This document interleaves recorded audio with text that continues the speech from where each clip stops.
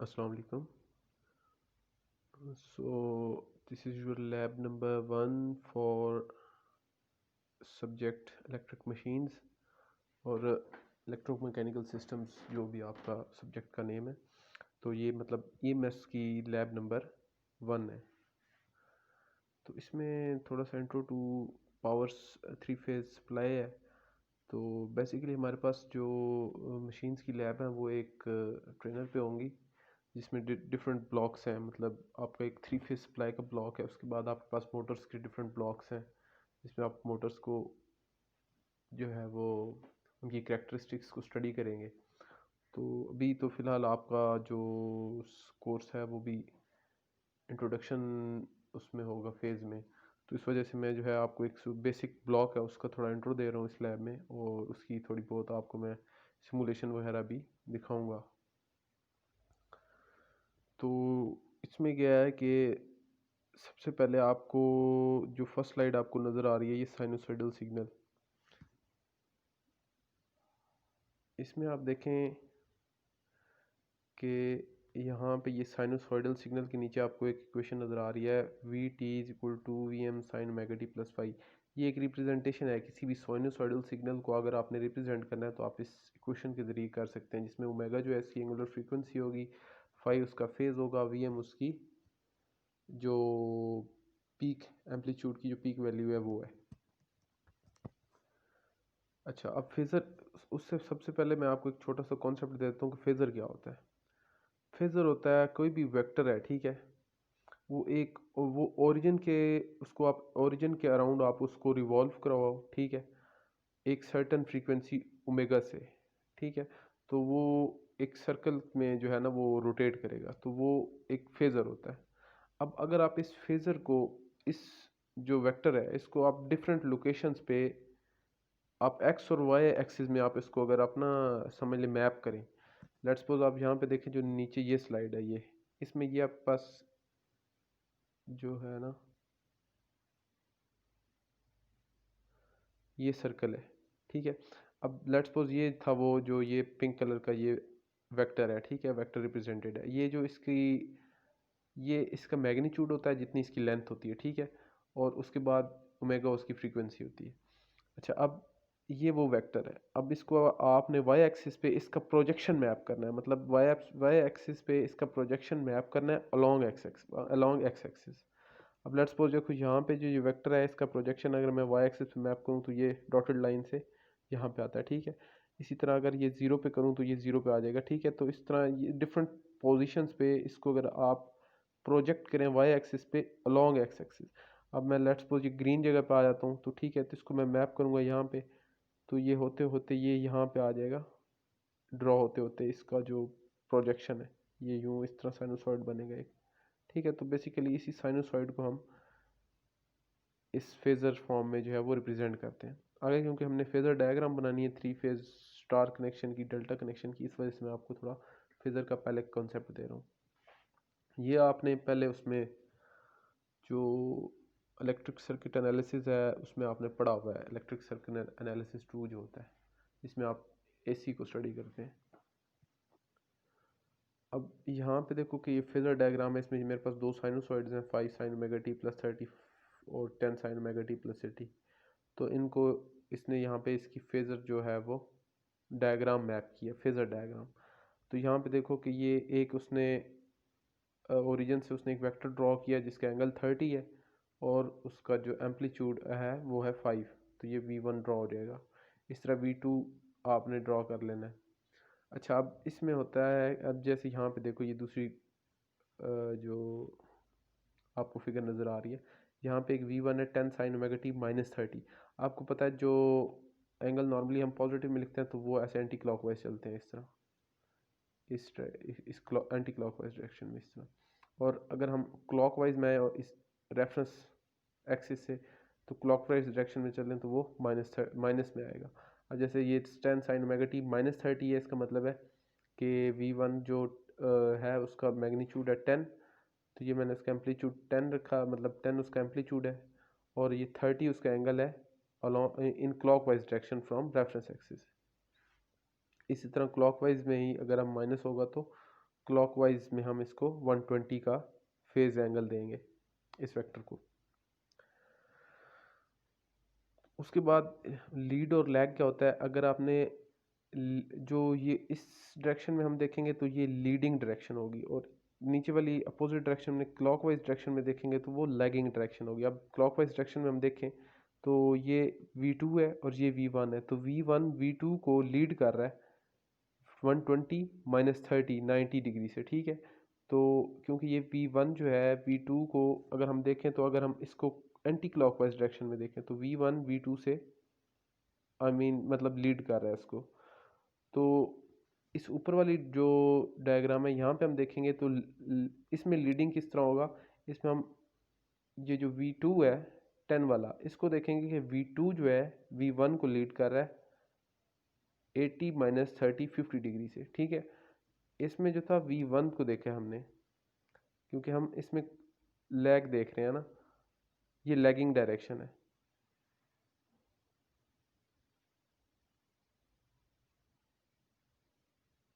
या सिंपली आप इसको इस तरह पुट कर लें, अगर आप इस तरह इस रेफरेंस एक्सिस से इस तरफ मूव करें इस तरफ, तो आप देखें कि ये पहले जो है इस रेफरेंस एक्सिस को क्रॉस करेगा। मतलब आप सिंपली इस तरह लीडिंग को देख लें कि ये जो V1 है ये पहले इस रेफरेंस एक्सिस को यूं फेज़र क्रॉस कर जाएगा। इसका मतलब है ये इस फेज़र को लीड कर रहा है जो V1 है।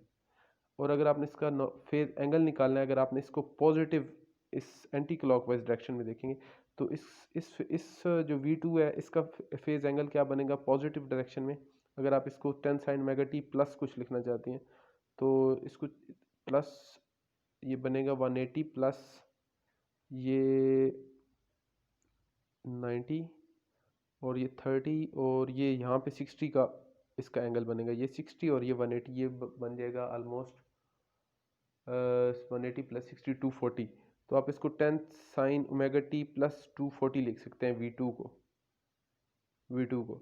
और अगर आप इस V1 को लिखना चाहेंगे तो 5 साइन ओमेगा टी प्लस ये बन जाएगा ये 360 में से 30 330, ठीक है। ओमेगा टी प्लस 330, तो अब 330 में से आप 240 माइनस करेंगे तो आपके पास जो है वो 90 बचेगा, ठीक है। तो आप इस तरह भी इसका जो है वो लीडिंग या लैगिंग आप फाइंड कर सकते हैं। तो अब V1 इस V2 को लीड कर रहा है बाय 90 डिग्री, क्योंकि ये पहले इस रेफरेंस एक्सिस को इस V2 से क्रॉस करेगा। इसी तरह यहाँ पे देख लें तो ये V1 जो था ये लीड कर रहा है V2 को, क्योंकि ये इस तरह घूम के इस रेफरेंस एक्सिस को V1 से पहले क्रॉस करेगा। तो ये लीडिंग और लैगिंग का कॉन्सेप्ट था। और आपने किस तरह निकालना है लीड एंगल या लैगिंग एंगल वो भी मैंने आपको बता दिया। उसके बाद नीचे है एक स्टार कनेक्शन।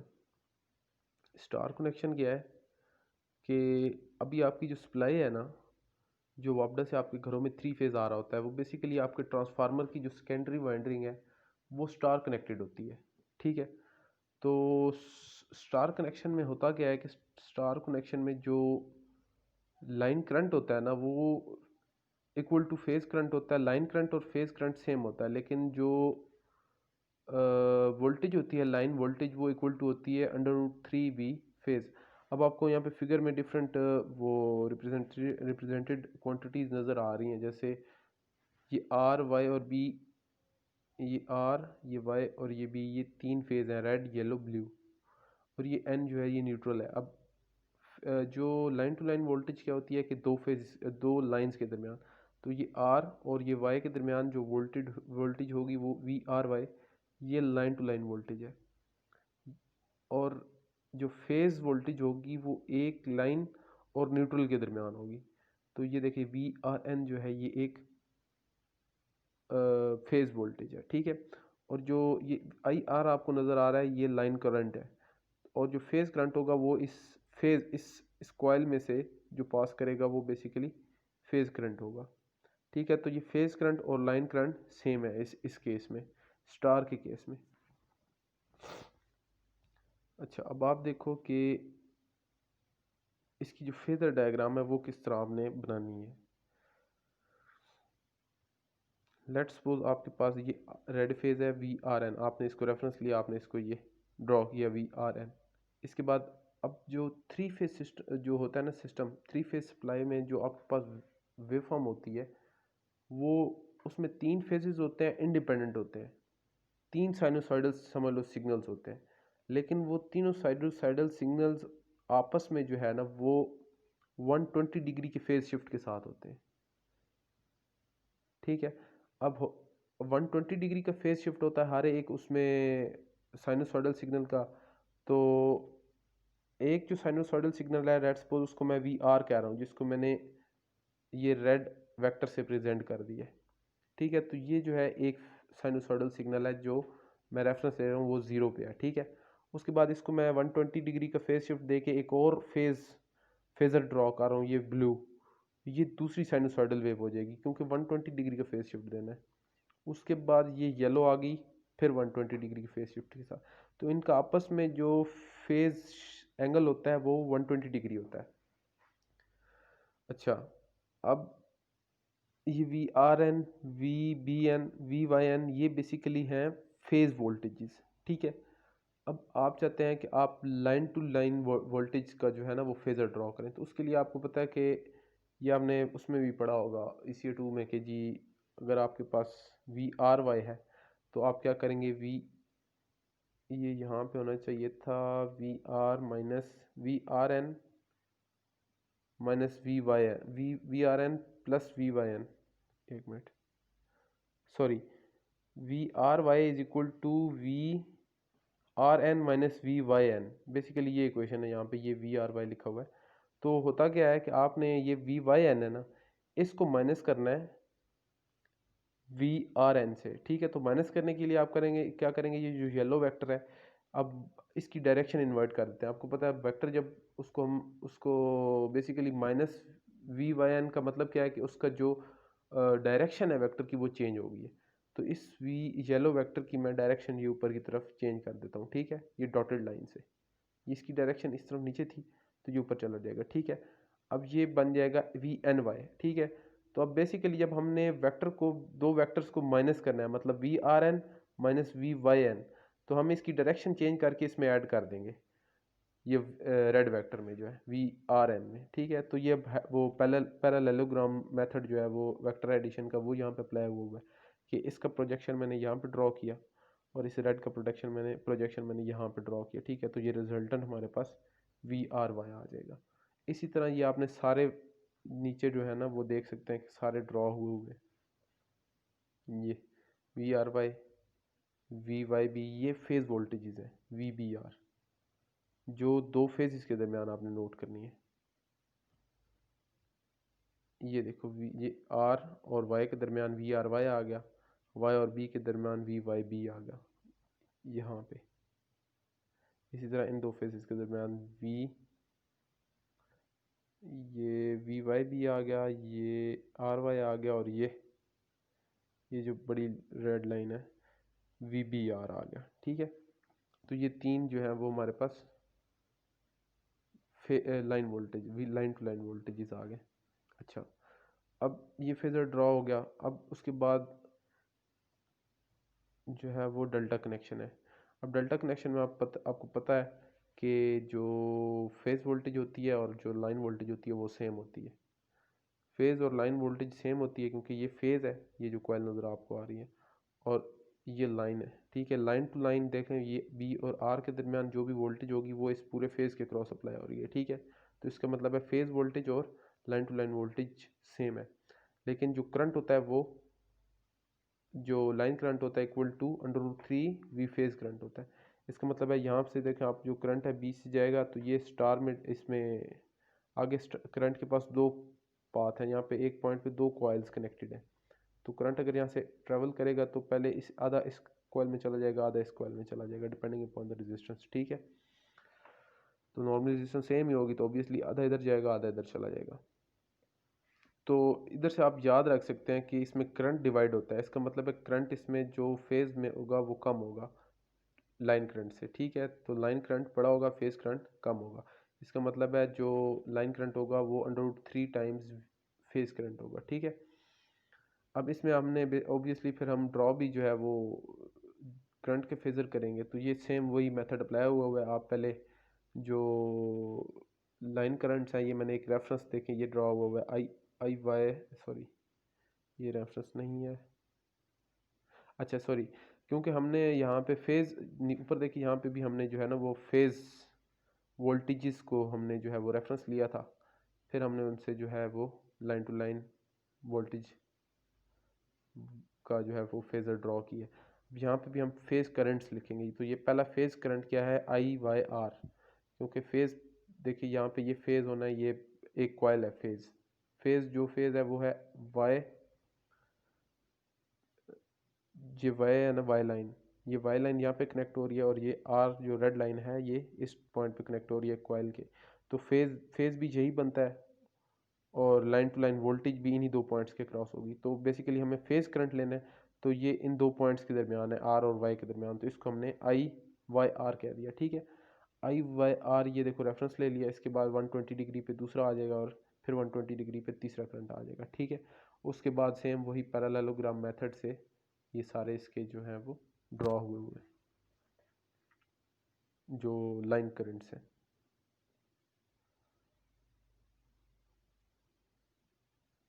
तो ये थोड़ा सा फेज़र का इंट्रोडक्शन था। तो बेसिकली आपको जो बतानी थी चीज़, वो दिखानी थी चीज़ प्रैक्टिकली, वो थी ये सप्लाई का मॉड्यूल आपको नज़र आ रहा है,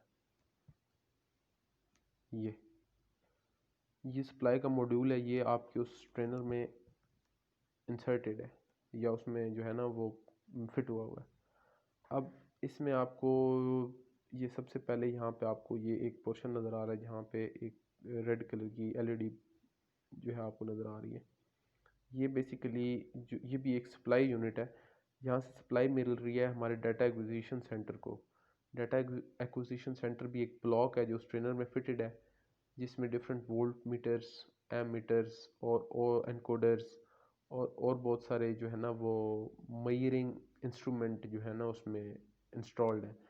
तो वो डिजिटल टाइप है, मतलब वहाँ से आप यहाँ से आप डाटा उठाएंगे, उसमें जो भी आपने क्वांटिटी मेजर करनी है, वहाँ से वो इंस्ट्रूमेंट की जो है ना वहाँ पे टर्मिनल्स अवेलेबल हैं, वो टर्मिनल्स आप वहाँ से उठाएं और इधर कनेक्ट कर दें जहाँ पे आपने जो भी क्वांटिटी मेजर करनी है।